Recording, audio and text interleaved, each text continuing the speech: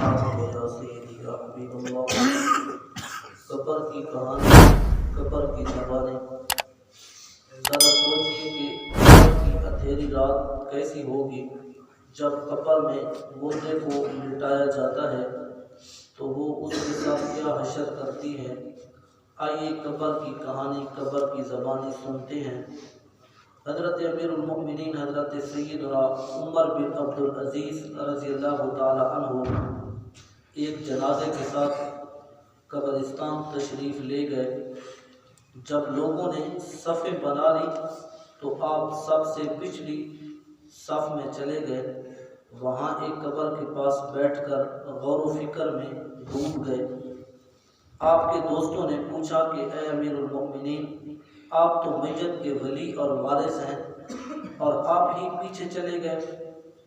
کسی نے عرض کی یا امیر المؤمنین، آپ رضی اللہ تعالیٰ عنہ یہاں تنہا کیسے تشریف فرما ہیں؟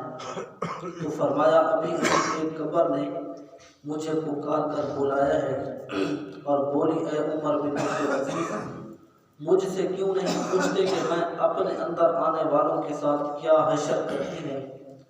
تو میں نے اس قبر سے کہا مجھے ضرور بتا۔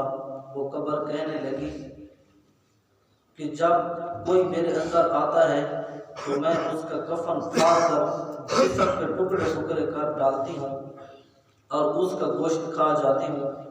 کیا آپ مجھ سے یہ نہیں پوچھیں گے کہ میں اس کے جوڑوں کے ساتھ کیا کرتی ہوں؟ میں نے کہا ضرور بتاؤ۔ تو قبر بتانے لگی ہتھیلیوں کو کلائیوں سے، گھٹنوں کو پٹلیوں سے اور پٹلیوں کو قدموں سے جدا کر دیتی ہوں۔ اتنا کہنے کے بعد حضرت سیدنا عمر بن عبدالعزیز رضی اللہ تعالیٰ عنہ ہچکیاں لے کر رونے لگے۔ جب افاقہ ہوا تو کچھ اس طرح عبرت کے مدنی پھول لٹانے لگے۔ اے لوگوں، اس دنیا میں ہمیں بہت تھوڑا عرصہ رہنا ہے۔ جو اس دنیا میں سخت گناہگار ہونے کے باوجود صاحب اقتدار ہے وہ آخرت میں انتہائی ذلیل اور خوار ہوگا۔ جو اس جہاں میں مالدار ہے وہ آخرت میں فقیر ہوگا۔ اس کا جوان بوڑھا ہو جائے گا اور جو زندہ ہے وہ مر جائے گا۔ دنیا کا تمہاری طرف آنا تمہیں دھوکے میں نہ ڈال دے، کیونکہ تم جانتے ہو کہ یہ بہت جلد رخصت ہو جاتی ہے۔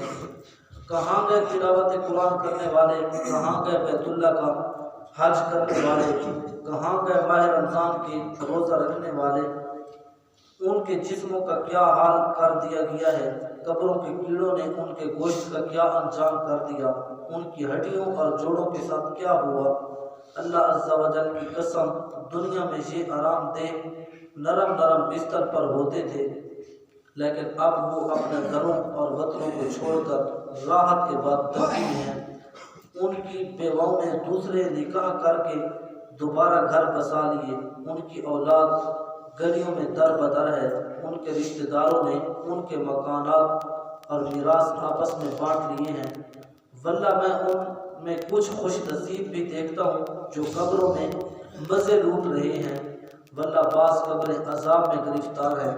افسوس، صد ہزار افسوس اے نادان جو آج مرتے وقت کبھی اپنے والد کی، کبھی اپنے بیٹے کی تو کبھی سکے بھائی کی آنکھیں بند کر رہا ہے۔ ان میں سے کسی کو نہلا رہا ہے، کسی کو کفن پہنا رہا ہے، کسی کے جنازے کو کندھے پر اٹھا رہا ہے، کسی کے جنازے کے ساتھ جا رہا ہے، کسی کو قبر کے گڑھے میں اپنے ہاتھوں سے اتار رہا ہے۔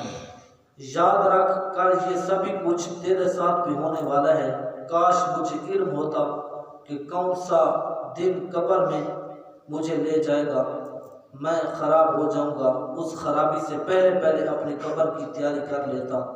پھر حضرت سیدنا عمر بن عبدالعزیز رضی اللہ تعالیٰ وہ رونے لگے اور روتے روتے بے ہوش ہو گئے اور اس واقعے کی ایک ہفتہ بعد دنیا سے انتقال فرما گئے۔ تو آپ نے یہی خبر دیا ہے کہ قبر انسان کو بلاتی ہے، پکارتی ہے اور وہ انسان کو کہتی ہے کہ ذرا سن، میں آنے والے کے ساتھ کیا حشر کرتی ہوں۔ آئیے دوستو، اس وقت کے آنے سے پہلے ہم سب اللہ کے حضور سچے دل سے معافی مانگ لیں اور اپنے مرنے سے پہلے قبر کی تیاری کر لیں۔ اللہ تعالیٰ سے دعا ہے اللہ تعالیٰ ہم سب کا خاتمہ ایمان فرمائے۔ مرن سے پہلے اپنے قبر حشر کی تیاری کرنے کی توفیق عطا فرما